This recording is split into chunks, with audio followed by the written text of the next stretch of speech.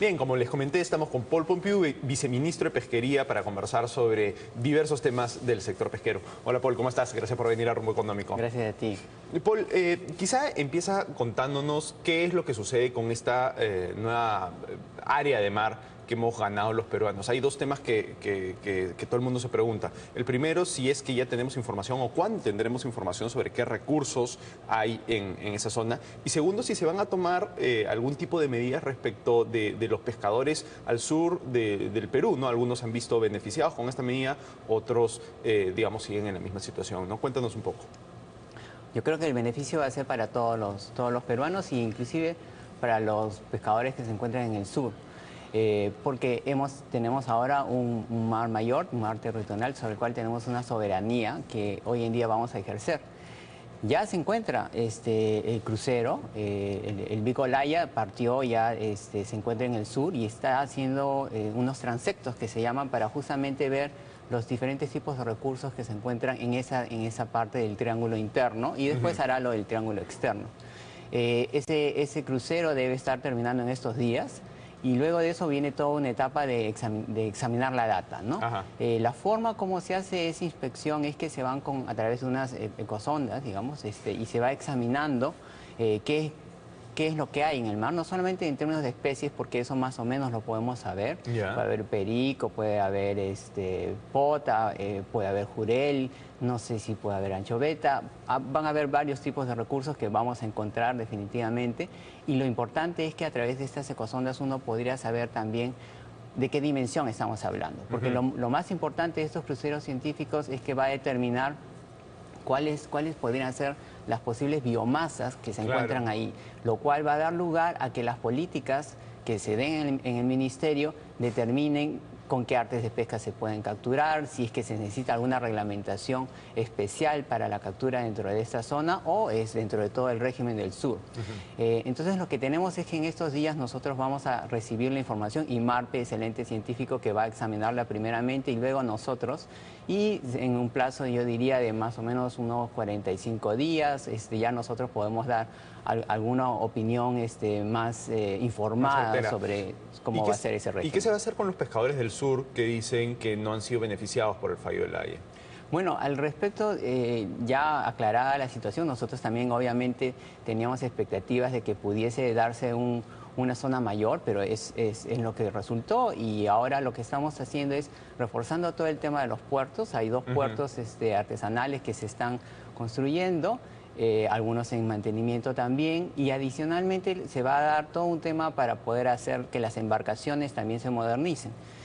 Porque eso significa de que estas embarcaciones también van a poder salir a tener hoy en día lo que se llama una pesca de altura, pero eso requiere efectivamente embarcaciones con de otra dimensión. Claro, a mí hay algo que me llama mucho la atención sobre eso, que es que yo tuve acá en el programa Elena Conterno hace unas semanas y ella me decía, oye, esto es muy bueno, todo este territorio que se ha ganado, pero es muy bueno básicamente para los artesanales, porque a nosotros los industriales la verdad es que diera la impresión que no nos sale a cuenta pescar ahí. Pero yo he escuchado también a pescadores artesanales, a gremios de pescadores artesanales que dicen, a nosotros no nos resulta, nosotros no podemos asumir los costos de ir a hacer esa pesca de altura. Entonces es como que no queda claro si esto ¿para quién va a ser rentable? Bueno, lo primero es que tenemos que dejarnos de conjeturas, porque lo primero que tenemos que ver es qué es lo que resulta de lo que hace el estudio científico de IMARPE, que va a tomar una primera foto, que también, dicho, hay que decirlo como es, porque las fotos en el mar van a ir cambiando. No es lo mismo hacer una foto en esta temporada, en nuestro verano de aquí, que hacerlo de aquí a 6 meses, que hacerlo al final dentro de 8 meses, ¿no? Entonces, lo que hay que ver es cuáles van a ser las diferentes fotos que se van a tomar y ahí vamos a poder saber si efectivamente va a ser rentable o no y de qué manera va a ser rentable. Ahora, lo cierto es que los chilenos no pescaban mucho en esa zona, ¿no?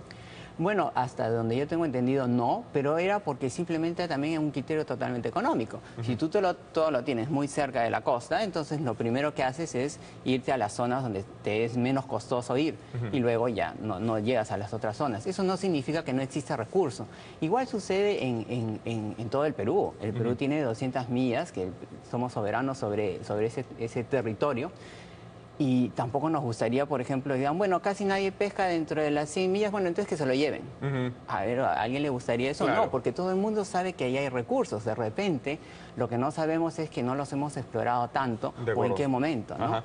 Paul, a raíz de este tema de la Haya y del territorio marítimo que hemos ganado, hemos empezado a poner los ojos sobre cómo Chile administra sus recursos, ¿no? Y la Sociedad Nacional de Pesquería ha levantado un dato que en verdad da que pensar, que es que en el 2013 las embarcaciones chilenas capturaron en el norte de Chile más de 5 veces la cantidad de toneladas de anchoveta que las peruanas en el sur del país, ¿no? Algo que no había sucedido antes cuando teníamos un régimen distinto, ¿no? Ahora tenemos este régimen que establece que la pesca industrial puede empezar a pescar a partir de la milla 7 en el sur y más al norte a partir de la milla 10, ¿no? Entonces la Sociedad Nacional lo que dice es, oye, esto demuestra que los chilenos estén pescando 5 veces más que los peruanos, lo que demuestra es que hemos puesto que este límite es muy bajo y que toda la pesca se lo están llevando los chilenos.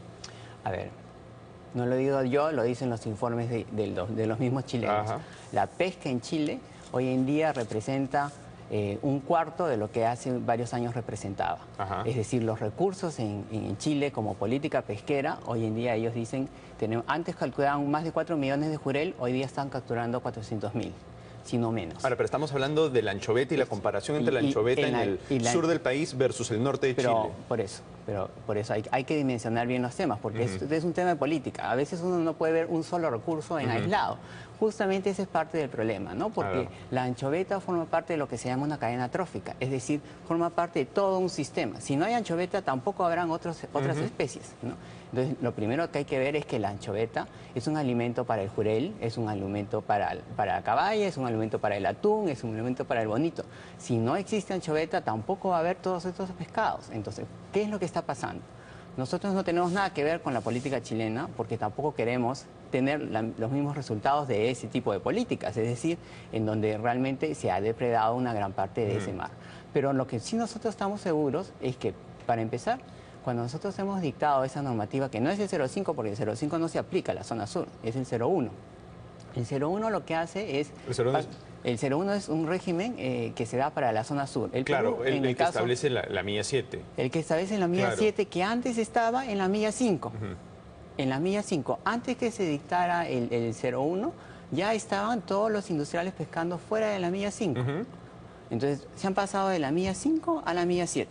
E inclusive lo que decía y dice, porque hoy día está vigente en el caso del régimen del sur, es de que ellos, haciendo unos contratos, convenios con los de menor escala, pueden llegar a la milla 5. Es decir, las posibilidades de que ellos pesquen como antes pescaban sigue siendo la misma. Ahora, lo que también hay que ver es la data, para no hacer tergiversaciones de que a mí me parece que el año pasado.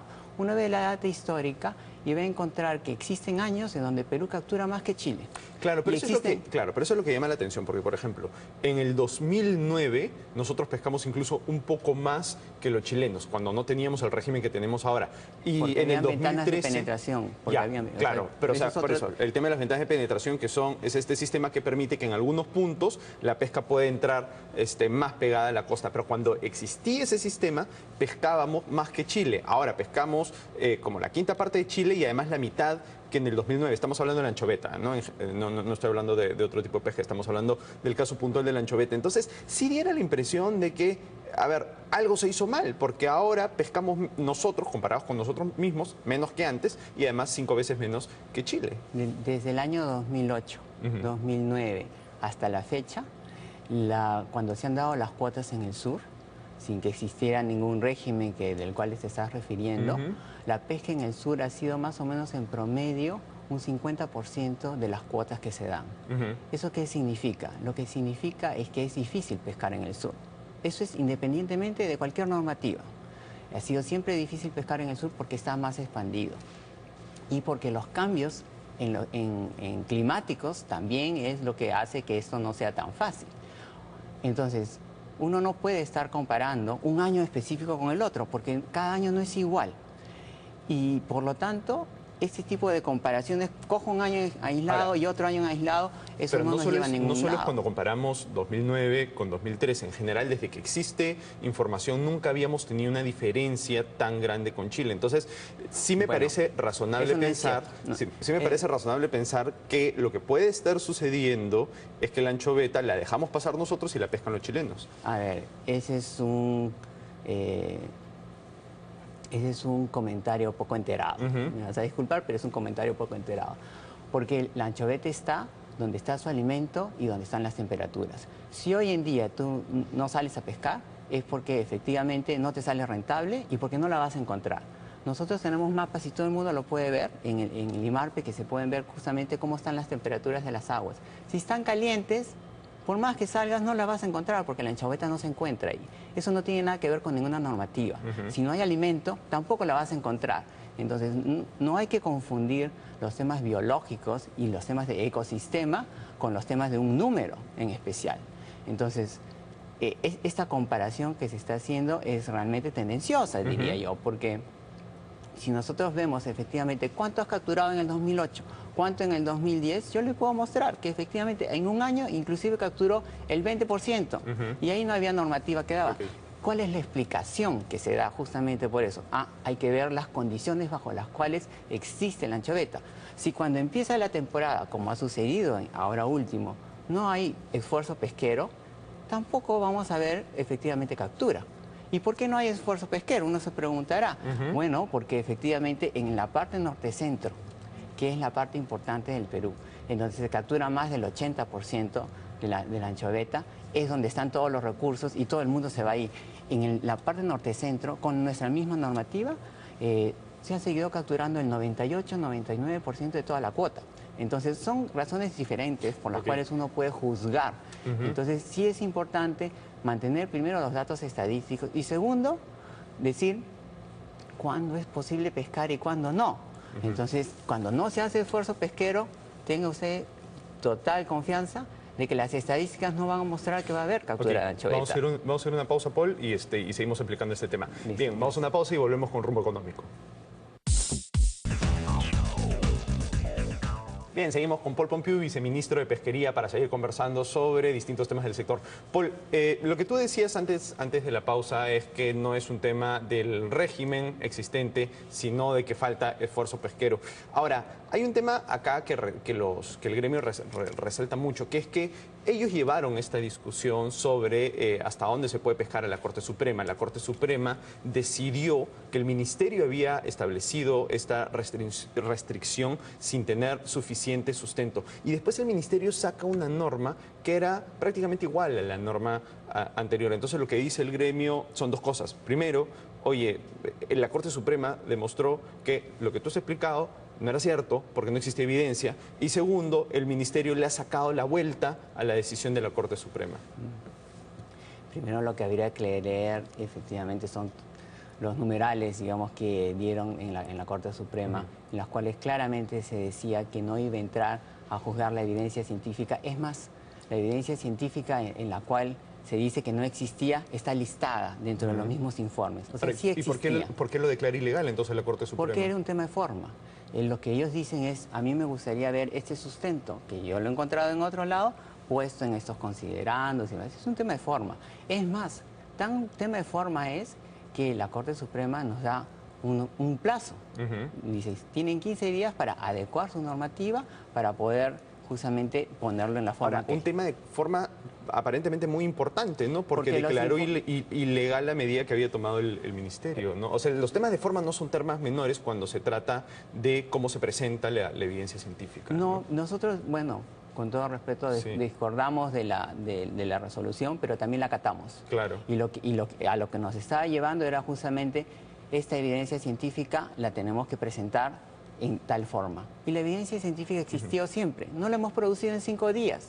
La evidencia científica es una evidencia histórica. Ahora, pero si existió siempre, ¿por qué no se presentó de la manera que estableció la Corte Suprema desde el principio? Está ahí, siempre ha estado ahí. ¿Y la Corte Suprema no estaba ciega? ¿No la vio? ¿Qué pasó? Bueno, yo no los voy a juzgar.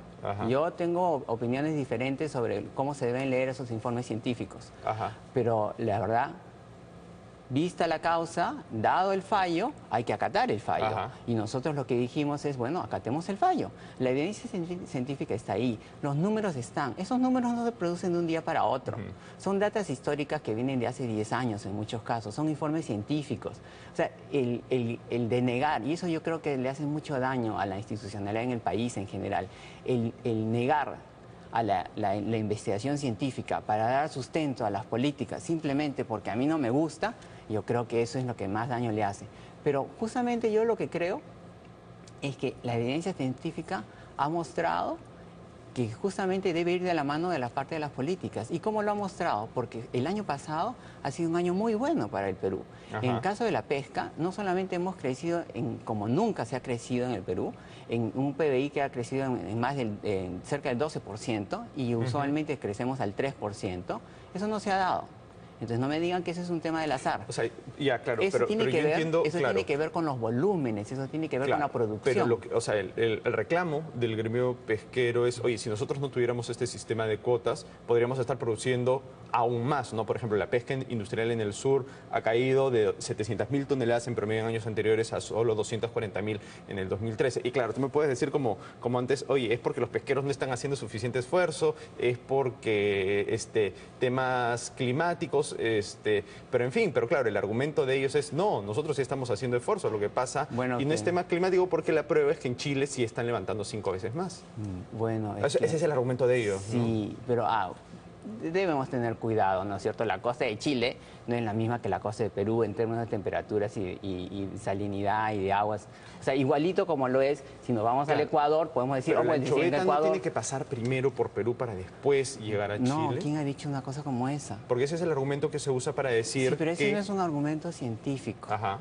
O sea, Entonces, para empezar, ¿cuál es la explicación del fenómeno? Es que los peces no son aves. Ajá. Yo no sé, acá aquí está tratando de decir de que hay este efecto migratorio, ¿no es cierto? Como si fuesen aves, las anchovetas, o porque las anchovetas leyeron un decreto y ahora dicen nos vamos al otro lado. No es un tema de decreto, la es un verdad... tema que, o sea, tú, por ejemplo, a raíz de la discusión del tema de la Haya, los mismos chilenos dijeron, oye, qué bueno que nos quedamos con lo que nos quedamos, porque la anchoveta, la gran mayor parte de la anchoveta pasa pegada a la costa en la milla 1, ¿no? Entonces, salvo que, no sé, tú ahorita me expliques que la anchoveta cuando pasa por Perú sí se tira, no sé, 15 millas más para mar adentro y después, llegando a Chile, se pega. Hace sentido el argumento de los industriales, ¿no? Lo primero que hay que ver es que la industria que nosotros queremos es una industria de consumo. Todo el Perú quiere eso, no solamente los industriales. Todo el Perú quiere una industria de consumo, no una industria de insumos intermedios como es la harina. Que no estamos en contra de eso, sino que hay que completar con todo el ciclo. Para nosotros ser un país pesquero en potencia, donde tenemos el recurso, tenemos que darle valor a lo que tenemos. La anchoveta como tal tiene que tener un valor. ¿Y tiene valor como qué? Como alimento, tiene valor para la salud y tiene valor para muchos otros propósitos, inclusive para la inteligencia de las personas. Una vida saludable que adicionalmente es un recurso que es barato. Y cuando hablamos de anchoveta, no solamente hablamos de la anchoveta en sí mismo, sino de todos los recursos que se encuentran alrededor de la anchoveta. ¿Tú sabes cuánto de pesca incidental ocurre por la anchoveta? 2%, 3%. ¿Y eso qué cosa significa? Puede significar toda una cuota de jurel de todo un año, toda una cuota de merluza de todo un año, 2, 3 veces más inclusive. Entonces, ¿tú crees que las embarcaciones industriales deberían pescar pegadas en la costa simplemente porque ahí existe la anchoveta? No, porque justamente lo que tienes que ver es cuál es el ecosistema que el Perú quiere, ¿no? Y no estamos hablando solamente de anchoveta. El año pasado, en la zona sur, en Arequipa, Moquegua y Tacna, los desembarques de consumo humano directo crecieron. Por primera vez crecieron y crecieron mucho más que en los últimos 6 años. No es un tema de casualidad. ¿Por qué? Porque la pesca incidental, y uno ahí tiene que explicar bien qué cosa significa. Una pesca incidental, una captura de la anchoveta, lleva unas redes que son muy pequeñas, porque la anchoveta mide 12 centímetros para ser capturada, digamos, de Entonces manera se lleva legal. el resto de la... Y no hay forma de discriminar en un tipo de red de esas, en donde es bastante intrusiva, otro tipo de especies. Entonces, ¿queremos un solo mercado? El Perú quiere crecer solamente con pesquería de anchoveta o es que también necesitamos los otros recursos? Y yo creo que el Perú merece efectivamente ser un país pesquero y no volver al pescado un alimento de lujo. ¿Por qué suben los precios? Porque hay escasez, tú lo sabes muy bien que los temas de mercado ahí funcionan, no hay ninguna regulación, los precios se disparan. Paul, nos ha ganado el tiempo. Lamento mucho cortarte. No, no es un problema, me invitarás otra vez. Te invitaré otra vez, claro. Perfecto, encantado. Paul, te lo agradezco muchísimo. Fue Paul Pompeu, viceministro de Pesquería. Vamos a una pausa y regresamos con Rumbo Económico. Scotiabank, descubre lo que puedes lograr.